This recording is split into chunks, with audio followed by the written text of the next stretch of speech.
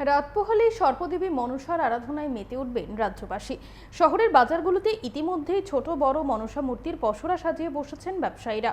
তবে অন্য বছরের তুলনায় এবছর মূর্তির দাম অনেকটাই বেশি বলে ক্রেতারা জানিয়েছেন। অন্যদিকে ব্যবসায়ীরা সাজিয়েছেন বাজারে সবকিছুর দাম বৃদ্ধি পাওয়ার ফলে মূর্তির দামও বেড়েছে। ফলে অন্য বছরের তুলনায় এবছর বিক্রি কেমন হবে তা সঠিকভাবে বলতে পারছেন না ব্যবসায়ীরা। আমরা শুনবো এ ব্যাপারে ঠিক কি জানাচ্ছেন ব্যবসায়ীরা। মনসা মূর্তি তো গত বছর একটু দাম বেশি, কারণ জিনিসপত্র দাম বেশি তো তার জন্য আর কি। কত করে মূর্তি? তো 2,500 টাকা।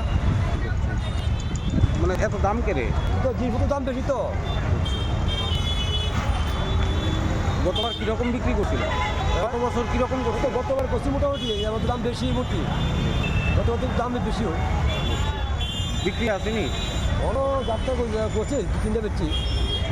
বাজার কীরকম আছে মোটামুটি চল আর কি। আগামীকালকে মনসা পূজা, আজকে বলছি বেচা কিনে লেগে মোটামুটি বেচা কিনে হইতেছে।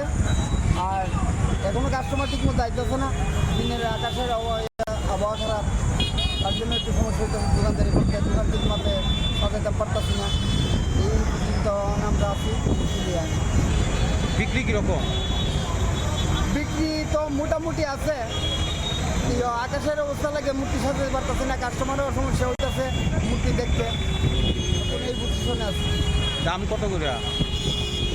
দাম এখন বাজার অনুসারে দাম আছে, আর মূর্তির তো দাম এখন একটু বেশি বলতে লেগে।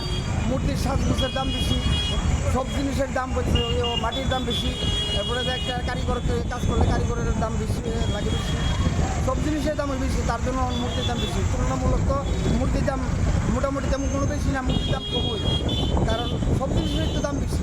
একমাত্র আছে মূর্তির দামটা ওই তুলনামূলক কম আছে, এটা আমরা হাতের তৈরি জিনিস, তার কারণে আমরা কিছু কম ব্যবস্থা করতেছি, আর নাইলে তো অনেক দাম বেশি দিয়ে যাবে।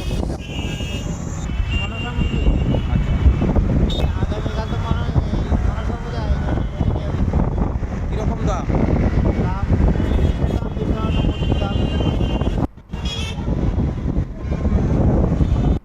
মূর্তির দামটা বেশি আর কি। কীরকম দাম? আরে 600 টাকা 500 টাকা নিচে দেয় না। মানে প্রত্যেকবারই নেন?